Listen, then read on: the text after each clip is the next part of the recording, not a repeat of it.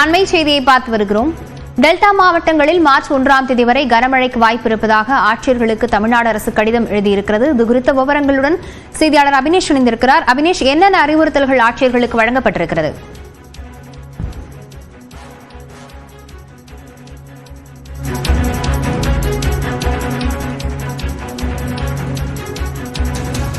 முதல் மார்ச் 1ஆம் தேதி வரை கனமழை எச்சரிக்கை விடுக்கப்பட்டிருக்கக்கூடிய நிலையில குறிப்பாக டெல்டா மாவட்டங்களில கனமழை எச்சரிக்கை விடுக்கப்பட்டிருக்கிறது.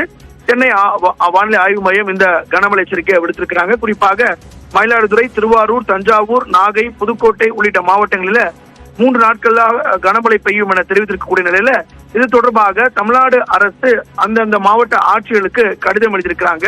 குறிப்பாக இந்த கனமழை எச்சரிக்கை தொடர்பாக 12 மாவட்ட ஆட்சியர்களுக்கு தமிழக அரசு கடிதம் எழுதியிருக்கிறது. குறிப்பாக கனமழை பெய்யும் எனவும் வானிலை ஆய்வு மையம் எச்சரிக்கை விடுத்திருக்கும் நிலையில் முன்னெச்சரிக்கை நடவடிக்கைகளை துரிதப்படுத்த வேண்டும் என்றும் மாவட்ட ஆட்சியர்களுக்கு வருவாய் நிர்வாக ஆணையர் சாய்குமார் கடிதம் எழுதியிருக்கிறார்.